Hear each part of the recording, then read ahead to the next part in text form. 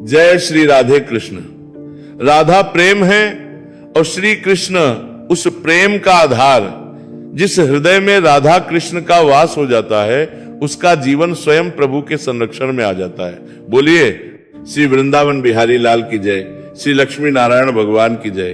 प्रिय भक्तों, आषाढ़ मास के कृष्ण पक्ष में आने वाली योगिनी एकादशी केवल एक व्रत नहीं है, यह वह दिव्य तिथि है जो वर्षों के पापों को नष्ट करने, असाध्य रोगों से मुक्ति दिलाने और भगवान श्रीहरि की कृपा प्राप्त कराने वाली मानी गई है। शास्त्रों में कहा गया है, जो पुण्य 88,000 ब्राह्मणों को भोजन कराने से प्राप्त होता है वही पुण्य श्रद्धा पूर्वक योगिनी एकादशी का व्रत करने और इसकी कथा सुनने से भी प्राप्त हो जाता है।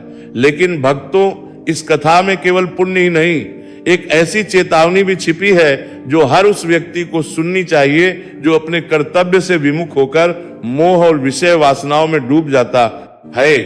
आज की कथा हमें बताएगी कैसे स्वर्ग का एक महान सेवक एक छोटी सी भूल के कारण क्षण भर में स्वर्ग से गिरकर भयानक कुष्ठ रोग का शिकार हो गया और फिर कैसे केवल योगिनी एकादशी के प्रभाव से उसे अपना खोया हुआ दिव्य स्वरूप और भगवान की कृपा पुनः प्राप्त हुई। इसलिए भक्तों, यदि आप भी अपने जीवन में रोग, दुख, बाधाओं या बार बार असफलताओं से परेशान हैं तो इस कथा को अंत तक श्रद्धा से अवश्य सुनिए, क्योंकि कौन सा वचन, कौन सी शिक्षा या भगवान की कौन सी कृपा आपके जीवन की दिशा बदल दे ये कोई नहीं जानता। श्री कृष्ण और अर्जुन का संवाद एक समय की बात है। महाभारत का महान युद्ध समाप्त हो चुका था, धर्म की पुनः स्थापना हो चुकी थी। एक दिन धर्मराज युधिष्ठिर और अर्जुन भगवान श्री कृष्ण के श्री चरणों में बैठे थे। उनके मन में एक जिज्ञासा बार बार उठाते रही थी।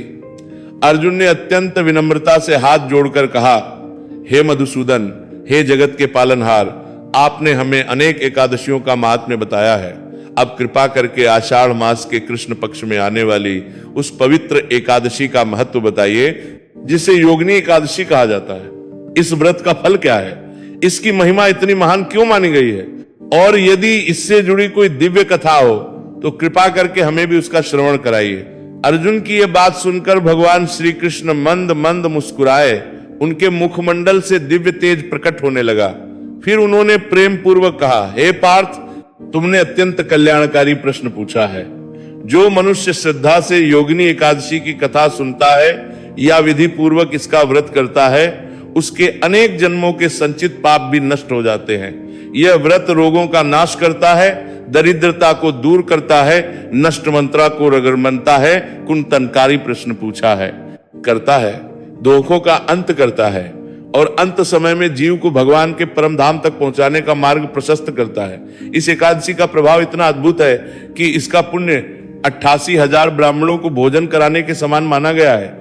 हे अर्जुन, अब मैं तुम्हें एक प्राचीन सत्य घटना सुनाता हूं जिसे सुनकर तुम्हें स्वयं ज्ञात हो जाएगा कि भगवान की सेवा में हुई छोटी सी लापरवाही भी मनुष्य के जीवन को किस प्रकार बदल सकती है और भगवान की शरण में लौट आने से वही जीवन फिर से कैसे दिव्य बन जाता है। इतना कहकर भगवान श्री कृष्ण ने उस दिव्य कथा का वर्णन आरंभ किया। भगवान श्री कृष्ण बोले, हे पार्थ, हिमालय की दिव्य पर्वतमालाओं के मध्य एक अद्भुत नगरी थी, अलकापुरी। वह कोई साधारण नगर नहीं था। वहां की प्रत्येक सड़क मानो स्वर्ण से निर्मित थी। महलों की दीवारें मणियों और रत्नों से जड़ी हुई थी। चारों ओर सुगंधित पुष्पों की ऐसी महक फैली रहती थी कि देवता भी उस सुगंध का आनंद लेने वहां आया करते थे। निर्मल सरोवरों में कमल खिले रहते थे। वृक्षों पर हर समय मधुर स्वर में पक्षियों का कलरव सुनाई देता था। गंधर्व वीणा बजाते थे, किन्नर मधुर संगीत गाते थे और अप्सराएं दिव्य नृत्य से उस नगरी की शोभा बढ़ाती थी। ऐसा प्रतीत होता था मानो स्वयं स्वर्ग का एक भाग पृथ्वी पर उतर आया हो। उस दिव्य नगरी के अधिपति थे धन के देवता महाराज कुबेर। यद्यपि वे अपार धन संपत्ति के स्वामी थे, किंतु उनके हृदय में धन का तनिक भी अभिमान नहीं था। उनके जीवन का सबसे बड़ा धन था भगवान शिव के प्रति उनकी अटूट भक्ति। प्रतिदिन ब्रह्म मुहूर्त में उठकर वे स्नान करते, फिर अत्यंत श्रद्धा से भगवान भोलेनाथ का रुद्राभिषेक करते।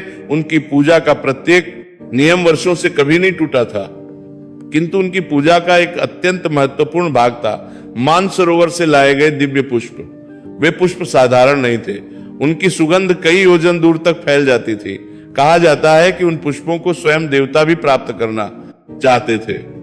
इन्हीं दिव्य पुष्पों को प्रतिदिन लाने का उत्तरदायित्व एक अत्यंत सुंदर, परिश्रमी और विश्वसनीय यक्ष पर था। उसका नाम था हेममाली। हेममाली वर्षों से बिना किसी भूल के अपना कर्तव्य निभा रहा था। सूर्योदय से पहले वो मानसरोवर पहुंच जाता, सबसे ताजे, सबसे सुगंधित और सबसे सुंदर पुष्प चुनता और समय पर महाराज कुबेर को सौंप देता। उसकी निष्ठा देखकर महाराज कुबेर भी उससे अत्यंत प्रसन्न रहते थे। राज्यसभा में जब भी किसी आदर्श सेवक का उदाहरण दिया जाता तो सबसे पहले हेममाली का नाम लिया जाता। लेकिन भक्तों, जीवन में सबसे बड़ी परीक्षा तब आती है जब सब कुछ अच्छा चल रहा होता है। मनुष्य सोचता है अब मुझसे कभी कोई भूल नहीं होगी और यहीं से अहंकार नहीं बल्कि लापरवाही जन्म लेना शुरू करती है। हेममाली के जीवन में भी धीरे धीरे ऐसा ही होने लगा। उसकी पत्नी का नाम था विशालाक्षी। वह अत्यंत रूपवती, विनम्र और सौम्य स्वभाव की थी। उसकी बड़ी बड़ी कमल जैसी आंखें, उसके मुख का तेज और मधुर वाणी जिसे भी एक बार दिखाई देती वह उसकी प्रशंसा किए बिना नहीं रह पाता। हेममाली अपनी पत्नी से अत्यंत प्रेम करता था। शुरुआत में उसका यह प्रेम मर्यादा के भीतर था। वह पहले भगवान की सेवा करता, फिर अपने परिवार के साथ समय बिताता। लेकिन धीरे धीरे वही प्रेम आसक्ति में बदलने लगा। अब उसका मन सेवा से अधिक पत्नी के साथ समय बिताने में लगने लगा। फिर भी किसी प्रकार वो अपने कर्तव्य का पालन कर लेता था। लेकिन शास्त्र कहते हैं मनुष्य का पतन एक ही दिन में नहीं होता। पहले कर्तव्य में थोड़ी सी ढिलाई आती है, फिर मन मोह में फंसता है और अंत में विवेक साथ छोड़ देता है। हेममाली के जीवन में भी अब वही समय आने वाला था, एक ऐसी सुबह जो उसके पूरे जीवन को बदल देने वाली थी। उसे स्वयं ही नहीं पता था कि आज की एक छोटी सी भूल उसे स्वर्ग से उठाकर सीधे मृत्यु लोक की भयानक पीड़ा में पहुंचा देगी। और उस दिन मानो स्वयं काल उसकी परीक्षा लेने के लिए प्रतीक्षा कर रहा था। एक दिन प्रातःकाल अलकापुरी में सब कुछ पहले की तरह ही चल रहा था। देवगण अपने अपने कार्यों में व्यस्त थे। गंधर्व मधुर संगीत गा रहे थे। महलों में भगवान शिव की आरती की तैयारियां हो रही थी। उधर महाराज कुबेर भी स्नान करके भगवान शिव के पूजन की तैयारी में बैठ चुके थे। स्वर्ण कलशों में गंगाजल भर दिया गया था। चंदन, धूप, दीप, नैवेद्य, पूजा की प्रत्येक सामग्री अपने स्थान पर सुसज्जित रखी थी। बस एक ही वस्तु की प्रतीक्षा थी, मानसरोवर के दिव्य पुष्प। और उन पुष्पों को लेकर आने वाला था हेममाली। लेकिन उस दिन हेममाली मानसरोवर से पुष्प लेकर लौटते समय सीधे राजमहल नहीं गया। उसने मन ही मन सोचा आज कुछ क्षण अपनी प्रिय पत्नी विशालाक्षी के साथ भी बिता लेता हूं। इतने वर्षों से मैंने कभी अपने कर्तव्य में विलंब नहीं किया, आज थोड़ी सी देर हो भी जाएगी तो क्या अंतर पड़ेगा। यही विचार उसके जीवन की सबसे बड़ी भूल बन गया। वो अपने घर पहुंच गया। विशालाक्षी ने जब अपने पति को समय से पहले देखा तो प्रसन्न होकर बोली, स्वामी आज इतनी जल्दी लौट आए। हेममाली मुस्कुराया और बोला, सोचा आज कुछ समय केवल तुम्हारे साथ बिताऊं। दोनों बातचीत में ऐसे खो गए कि समय कब बीत गया उन्हें पता ही नहीं चला। उधर राजमहल में समय निरंतर आगे बढ़ रहा था। महाराज कुबेर बार बार द्वार की ओर देख रहे थे। उन्होंने सोचा शायद आज मार्ग में कोई बाधा आ गई होगी। कुछ और समय बीत गया, लेकिन हेममाली का कहीं कोई समाचार नहीं था। अब भगवान शिव की पूजा का शुभ मुहूर्त भी समाप्त होने लगा। महाराज कुबेर के मुख पर चिंता की रेखाएं स्पष्ट दिखाई देने लगी। उन्होंने अपने एक विश्वस्त यक्ष को बुलाया और कहा, तुरंत जाओ और पता लगाओ कि हेममाली कहां है। यदि उसके साथ कोई दुर्घटना हुई है तो तुरंत उसकी सहायता करो। यक्ष तुरंत वहां से निकल पड़ा। कुछ ही देर बाद वह हेममाली के घर के निकट पहुंचा। जैसे ही उसने भीतर देखा वह आश्चर्यचकित रह गया। हेममाली न तो भगवान शिव के लिए पुष्प लेकर राजमहल पहुंचा था और न ही अपने कर्तव्य की चिंता कर रहा था। वह अपनी पत्नी विशालाक्षी के साथ हंसी मजाक और सांसारिक सुखों में पूरी तरह डूबा हुआ था। उसे इस बात का तनिक भी स्मरण नहीं था कि भगवान शिव की पूजा उसकी प्रतीक्षा में रुकी हुई है। यक्ष बिना कुछ कहे वहां से तुरंत वापस लौट आया। राज्यसभा में पहुंचकर उसने हाथ जोड़कर कहा, महाराज हेममाली पूर्णतः स्वस्थ है। यह सुनकर पहले तो महाराज कुबेर ने राहत की सांस ली, लेकिन अगले ही क्षण उन्होंने पूछा, यदि वह स्वस्थ है तो अभी तक आया क्यों नहीं? यक्ष ने सिर झुकाकर उत्तर दिया, महाराज क्षमा चाहता हूं, वह अपने कर्तव्य को छोड़कर अपनी पत्नी के साथ विषय भोग में लीन है। उसे न भगवान शिव की पूजा का स्मरण है, न आपके आदेश का, और न ही अपने दायित्व का। इतना सुनते ही महाराज कुबेर का मुख क्रोध से लाल हो उठा। उनकी आंखों में अग्नि सी चमकने लगी। वे केवल एक राजा ही नहीं थे, वे भगवान शिव के परम भक्त थे। उनके लिए यह केवल राजकीय अनुशासन का उल्लंघन नहीं था, बल्कि स्वयं महादेव की सेवा का अपमान था। उन्होंने सिंहासन से उठकर गर्जना की, अभी इसी क्षण हेममाली को हमारे सामने उपस्थित किया जाए। उनकी वाणी पूरे राजमहल में गूंज उठी। सभी यक्ष और सैनिक तत्काल हेममाली को लाने के लिए दौड़ पड़े। उधर हेममाली को अभी भी यह आभास नहीं था कि उसके जीवन का सबसे भयानक क्षण उसके द्वार तक पहुंच चुका है। कुछ ही क्षणों में महाराज कुबेर के सैनिक हेममाली के भवन पर पहुंच गए। अचानक द्वार पर हुई तेज दस्तक से हेममाली चौंक उठा। उसने जैसे ही द्वार खोला, सामने राज सैनिकों को देखकर उसका चेहरा पीला पड़ गया। सैनिकों ने कठोर स्वर में कहा, हेममाली, महाराज कुबेर ने तुम्हें तुरंत राज्यसभा में उपस्थित होने का आदेश दिया है। इतना सुनते ही हेममाली का हृदय तेजी से धड़कने लगा। उसे समझते देर नहीं लगी कि उसके अपराध का समाचार महाराज तक पहुंच चुका है। उसने एक क्षण के लिए अपनी पत्नी विशालाक्षी की ओर देखा। उसकी आंखों में भी भय और पश्चाताप साफ दिखाई दे रहा था। कंपित स्वर में विशालाक्षी बोली, स्वामी, मुझसे भी भूल हुई है, कृपया महाराज से क्षमा मांग लीजिए। भगवान भोलेनाथ अवश्य आपकी रक्षा करेंगे। हेममाली ने गहरी सांस ली। अब पश्चाताप करने के अतिरिक्त उसके पास कोई मार्ग नहीं बचा था। वह सैनिकों के साथ राजसभा की ओर चल पड़ा। कुछ ही समय बाद वह अलकापुरी के विशाल राज दरबार में पहुंचा। पूरा दरबार यक्षों, गंधर्वों, किन्नरों और देवगणों से भरा हुआ था। सभी की निगाहें उसी पर टिक गईं। जो सेवक वर्षों तक अपनी निष्ठा के लिए सम्मानित होता रहा, आज वही अपराधी बनकर सबके सामने खड़ा था। सिंहासन पर विराजमान महाराज कुबेर का तेज उस समय और भी प्रचंड दिखाई दे रहा था। उनकी आंखों में अपार क्रोध था। उन्होंने गंभीर स्वर में कहा, हेममाली। उनकी आवाज पूरे राजमहल में गूंज उठी। हेममाली कांपते हुए आगे बढ़ा। उसने सिर झुका लिया। महाराज कुबेर बोले, क्या यह सत्य है कि आज तुम भगवान शिव की पूजा के लिए पुष्प लाने नहीं गए? हेममाली मौन रहा। उसका मौन ही उसके अपराध की स्वीकारोक्ति बन गया। महाराज फिर बोले, क्या तुम्हें स्मरण नहीं था कि भगवान शिव की पूजा तुम्हारे कारण रुकी हुई है? हेममाली की आंखों से आंसू बहने लगे। उसने कांपती हुई आवाज में कहा, महाराज, मुझसे बहुत बड़ा अपराध हो गया। मैं अपनी पत्नी के मुंह में पड़ गया। मुझे समय का ध्यान ही नहीं रहा। कृपया मुझे क्षमा कर दीजिए। मैं जीवन भर इस भूल का प्रायश्चित करूंगा। दरबार में गहरा सन्नाटा छा गया। सभी को लगा शायद महाराज कुबेर उसकी वर्षों की सेवा को देखकर उसे क्षमा कर देंगे, किंतु धर्म के विषय में समझौता कभी नहीं किया जा सकता। महाराज कुबेर ने अत्यंत गंभीर स्वर में कहा, हेममाली, यदि तुमने केवल मेरा अपमान किया होता तो मैं तुम्हें क्षमा कर देता, लेकिन आज तुमने भगवान शिव की सेवा में बाधा उत्पन्न की है। तुम्हारे कारण मेरे आराध्य महादेव की पूजा समय पर नहीं हो सकी। जिस मनुष्य के लिए इंद्रिय सुख भगवान की सेवा से अधिक प्रिय हो जाए, उसका पतन निश्चित है। कर्तव्य को त्याग कर जो व्यक्ति विषय वासनाओं में डूब जाता है, वह स्वयं अपने विनाश का कारण बनता है। महाराज का प्रत्येक शब्द हेममाली के हृदय को भीतर तक चीर रहा था। अब उसे अपनी भूल का वास्तविक परिणाम समझ आने लगा था। वह फूट फूट कर रोने लगा। महाराज, मुझ पर दया कीजिए, मुझे एक अवसर और दे दीजिए। किंतु अब बहुत देर हो चुकी थी। महाराज कुबेर ने अपना दाहिना हाथ उठाया और पूरी राजसभा में गूंजती हुई वाणी में बोले, हे अधर्मी हेममाली, तूने अपने कर्तव्य का त्याग किया, भगवान शिव की सेवा का अपमान किया और विषय सुख को धर्म से ऊपर रखा।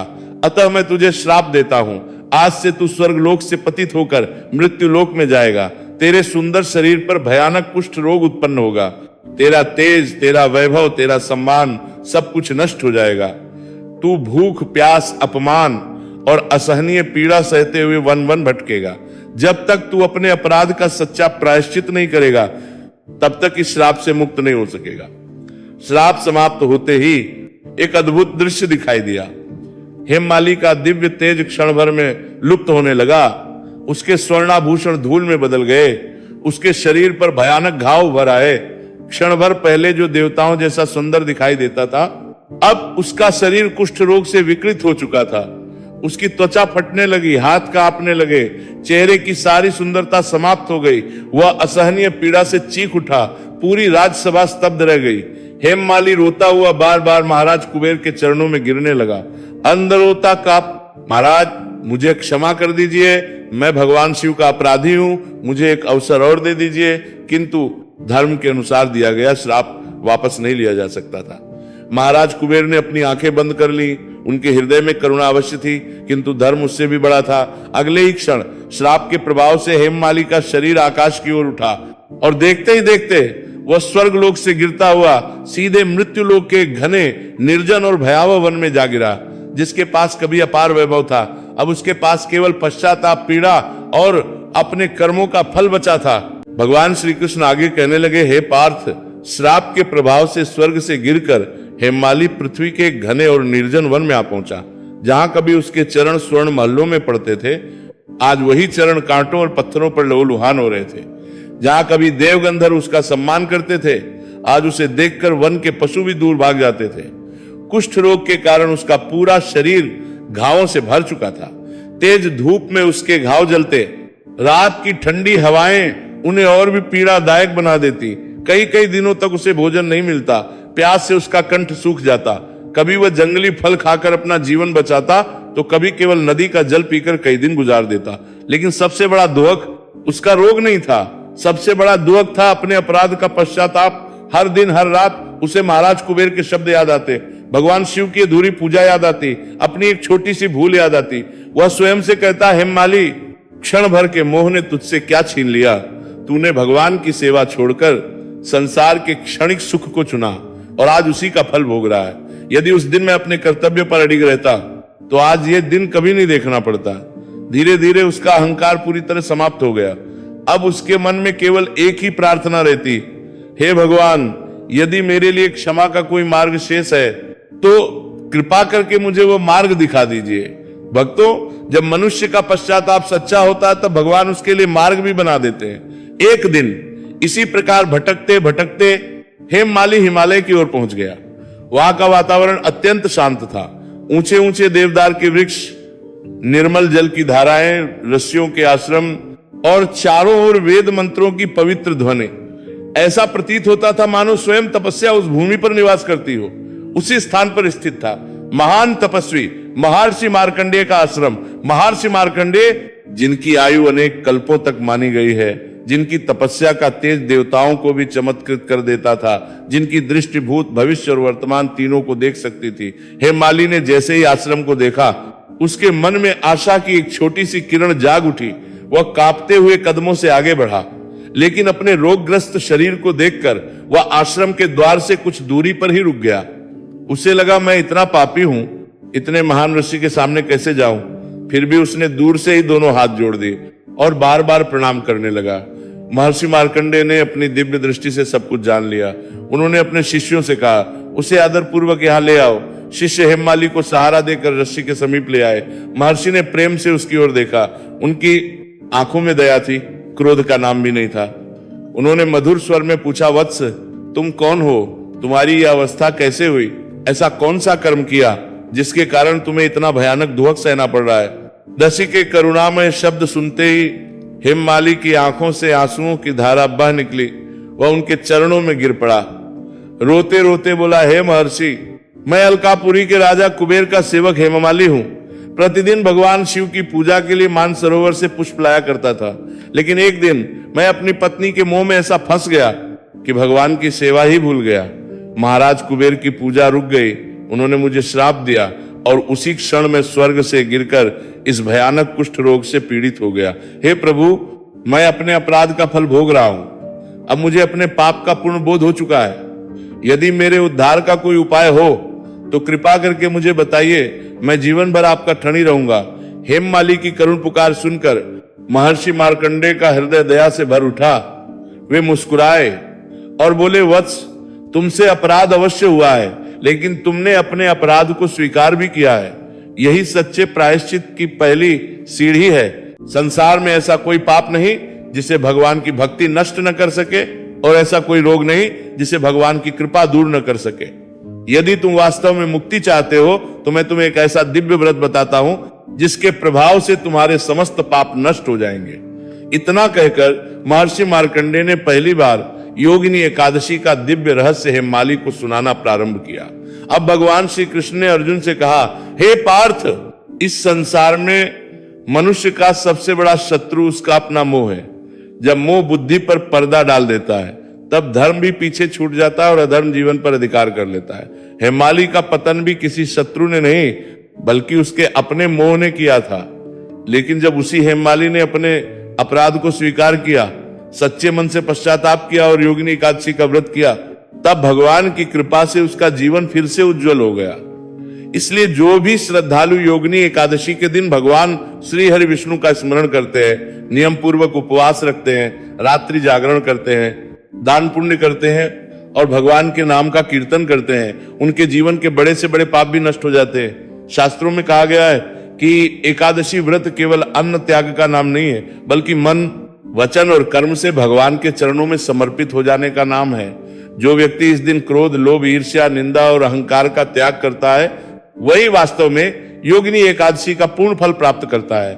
योगिनी एकादशी व्रत की सरल विधि: प्रातः ब्रह्म मुहूर्त में उठकर स्नान करें, स्वच्छ एवं सात्विक वस्त्र धारण करें, भगवान श्री विष्णु, माता लक्ष्मी और तुलसी जी की विधि विधान से पूजा करें, घी का दीपक जलाएं, पीले पुष्प, तुलसी दल और पंचामृत अर्पित करें, दिन भर भगवान के नाम का जप करें। ओम नमो भगवते वासुदेवाय अथवा हरे कृष्ण कृष्ण कृष्ण हरे हरे, हरे राम राम राम हरे हरे, इस महामंत्र का अधिक से अधिक जप करें। यदि सामर्थ्य हो तो निर्जल व्रत करें, अन्यथा फलाहार या जल ग्रहण करके भी श्रद्धा से व्रत रखा जा सकता है।